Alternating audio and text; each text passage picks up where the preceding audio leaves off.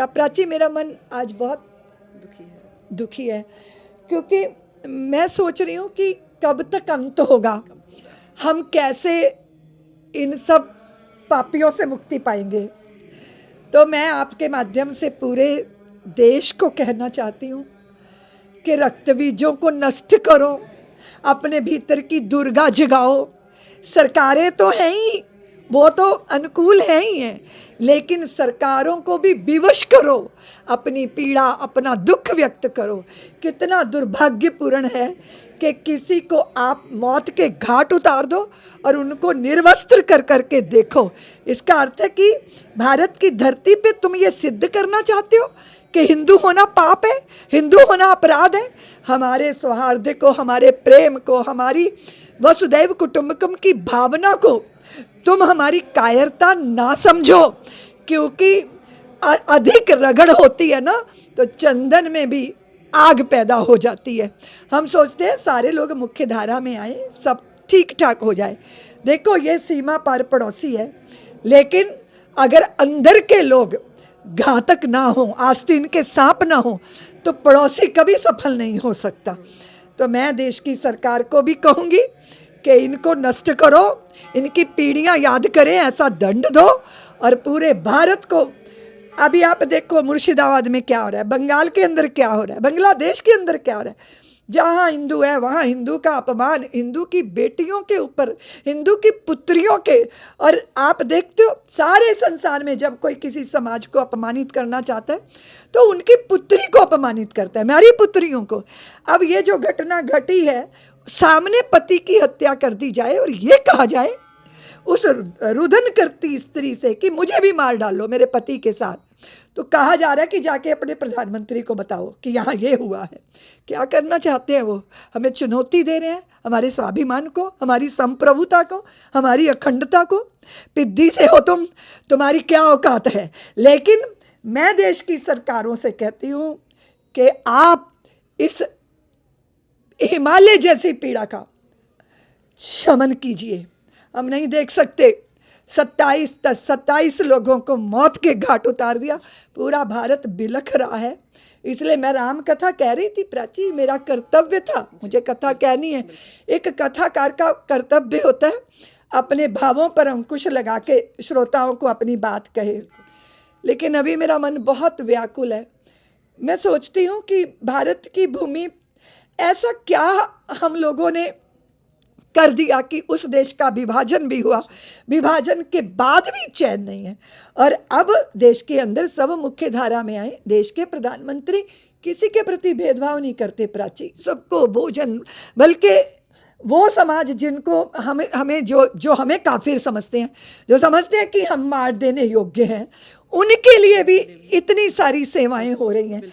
तो सब ऐसे नहीं है, लेकिन जब ये चीज होती है तो सब उसका विरोध क्यों नहीं करते? मुखर होके आतंकवादियों का विरोध क्यों नहीं करते? आप उनको स्मरण नहीं करते जो देश के लिए, वहाँ रसखान की बात नहीं होगी, वहाँ रहीम की बात नहीं होगी, वहाँ उनकी बात नहीं होगी जिन्होंने देश का गौरव यहाँ जो है वो करके संधान बढ़ाया, उनकी चर्चा नहीं करेंगे। आतंकवादियों के पीछे उनके गीत गाएंगे। इसका मतलब आपका इरादा क्या है, आप क्या चाहते हो? तो आपके आचरण से ये पता चलता है ना। तो मैं आपके माध्यम से पूरे उन परिवारों को भी संवेदना व्यक्त करना चाहती हूँ।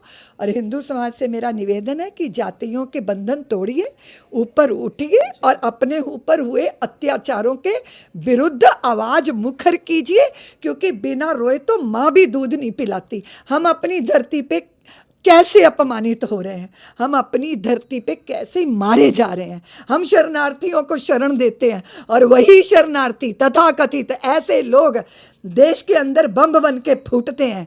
कब तक इसको फुल स्टॉप लगाना होगा और हमें विवश करना होगा। मैं देश के प्रधानमंत्री, देश के गृह मंत्री जी के प्रति बहुत आश्वस्त हूँ। हमारे गृह मंत्री जी गए थे वहाँ, उस घटना जहाँ हुई है निश्चित रूप से कुछ सही समाधान होगा, पर समाधान तो स्थायी चाहिए।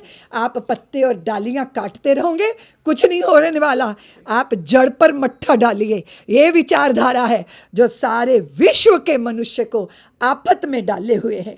अगर कोई हमारा विश्वास नहीं करता या हमारे फेथ को अपना फेथ नहीं बनाता, विश्वास को विश्वास नहीं बनाता, वो मारने योग्य है। इस तरह की गंदी कुत्सित विचारधारा, इससे पूरे विश्व की धरती को मुक्ति मिलनी चाहिए और मुझे लगता है भारत को इसका नेतृत्व करना चाहिए। दीदी माँ, जैसे आपने बोला कि हमारे अपने सनातन में ही जो है सेकुलर का एक शब्द का यूज़ करके हमारे अपने जो हिंदू भाई बहन हैं वो ही जो है किसी तरह से इस कहीं ना कहीं इसके पीछे भी जैसे आपने बोला हमारे अपने में ही बहुत सारे ऐसे लोग हैं जो सेकुलर होने के नाम पर हमारे जो हिंदू भाई बहन है भेंट चढ़ रहे हैं। सेक्युलर है प्राची, वो क्या है नहीं पता, वो स्वार्थी हैं। अपनी पार्टियों अपने दलों को बढ़ाने के लिए वो देश की हत्या कर रहे हैं। उनके जैसा दुष्कर्म पाप और कोई दूसरा कर नहीं सकता।